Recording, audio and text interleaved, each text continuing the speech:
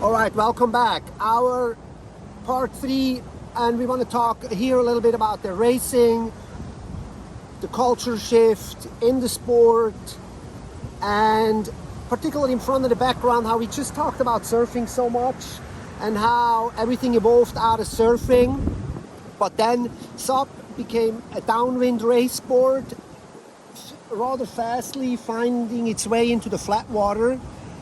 And let's bring this a little bit into perspective and with the history behind it, because we started all here at Turtle Bay with downwind racing and the Moliko run, and then the adaptation was so fast and people were racing all over the world. And you mentioned earlier, you guys were, you showcased the sport in Patagonia even. Yeah, I think from our perspective, what we've tried to showcase from the beginning is the diversity of the sport, and I think that's the magic of it.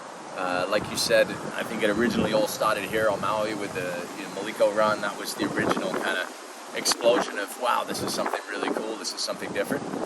But our goal was to take that message and that idea of inclusivity and people being able to get together and do something really fun together and take it all over the world. So, that's why we went to everywhere, pretty much. In the first few years, we went everywhere from Bilbao on the river to Patagonia up in, altitude in Lake Grey. We did a crossing from Natandola down to Namotu open ocean race. We've had our downwinds here, we've had our downwinds at Moliko. What we wanted to do was showcase the diversity of the sport, because that's what makes it so magical. The idea that you don't have to be born by the ocean or live by the ocean to enjoy the sport. You can be in a lake, you can be in a river, you can be anywhere, but it's all connected to the same sport, which emanates from surfing, because it started as a surfing sport.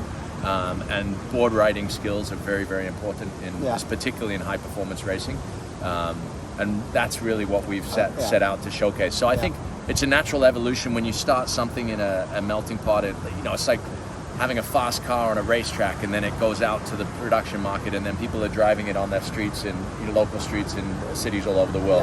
A little bit that kind of concept.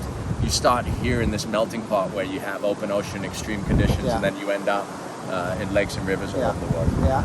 And now we are in 2022, and we are in this situation where the sport is worldwide. It's everywhere in every country, and we clearly see a little bit of a cultural shift from having canoe people like ICF, for example, really liking the idea of a fresh new culture in their sport, bringing SUP in. We see countries where surfing associations are having a grip on the sport, and we see countries like Hungary that doesn't even have a surfing association because it's a landlocked country, but they're really strong into paddling.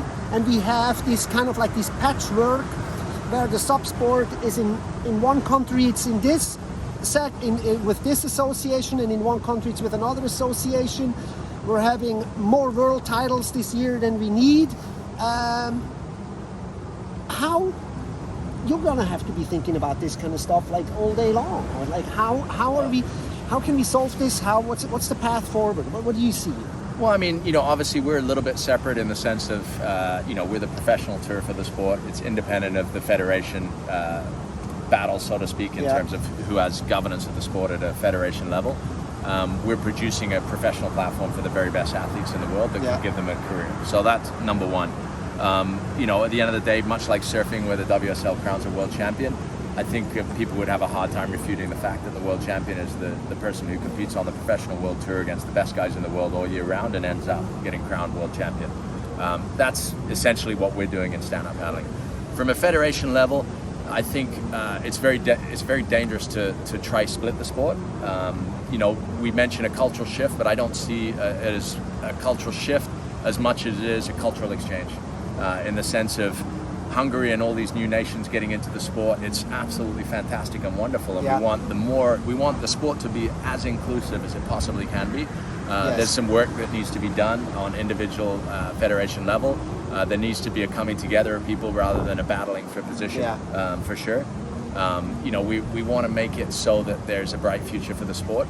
I think as soon as you start saying, well, this is the federation for flat water and this is the federation for open ocean, it's going to start getting ridiculous, because at the end of the day, you're either a stand-up paddler or not. You know, I don't think you'll say, oh, the rapid canoers should be completely separate from the canoers who canoe on flat water. Yeah. Canoeing should be represented as a sport. So that's where I stand. We've obviously, we stand behind the ISA because we believe that's the roots of the sport.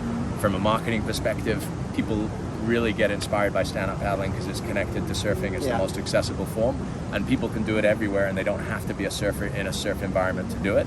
So that's, at a simplistic level, that's where it's at.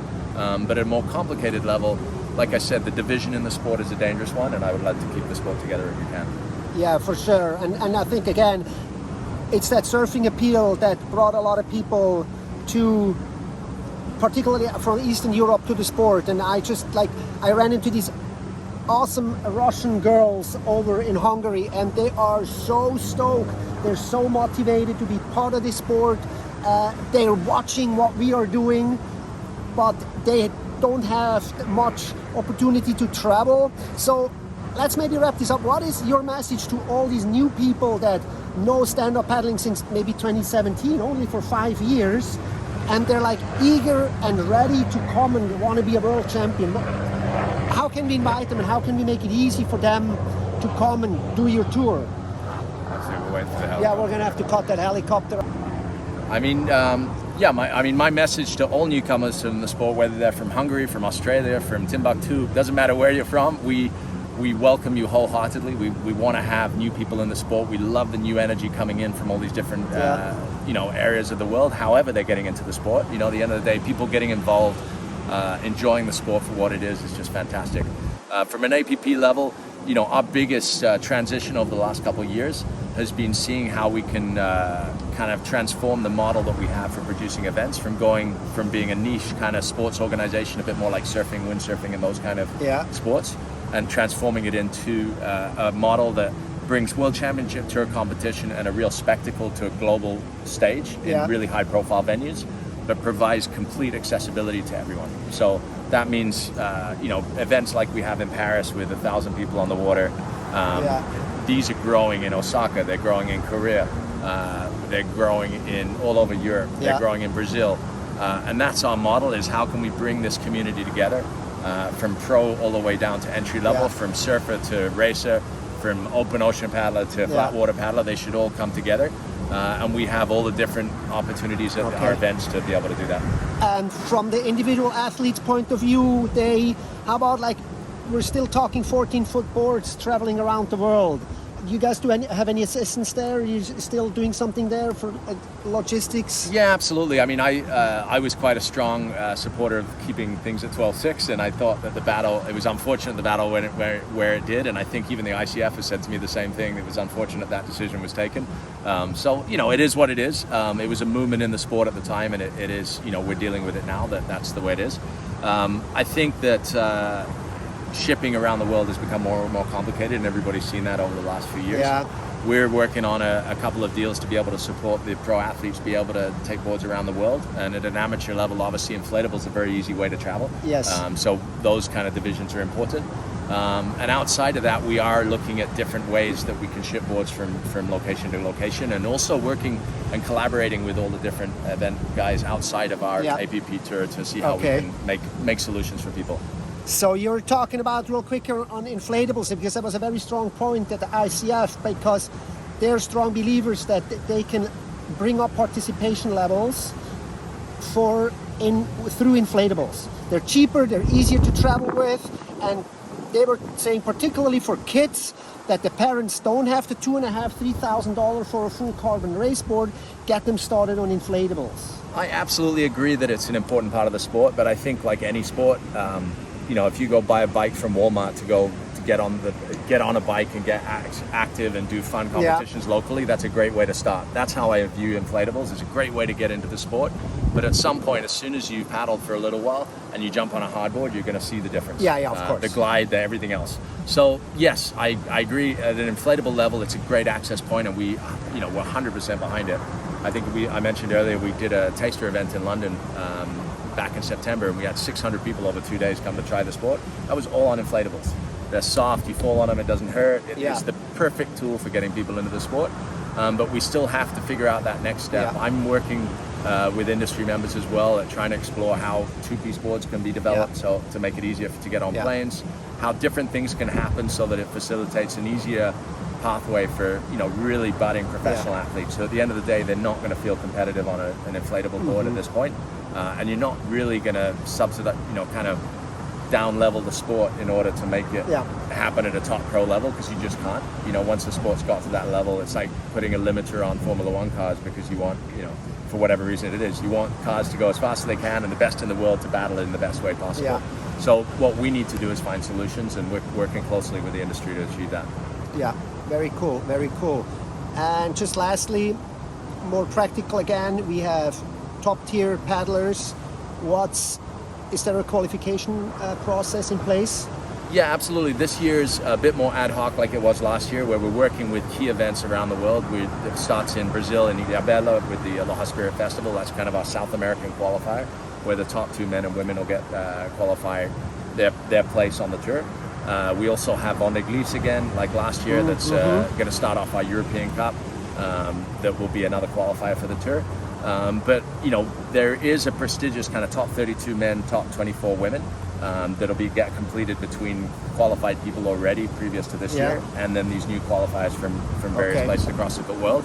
But on top of that, we have the Pro-Am fleet, we have wildcard opportunities, and then we have amateur competition. So whatever happens, there's participation for everybody. And this whole thing is going to start in Santa Monica?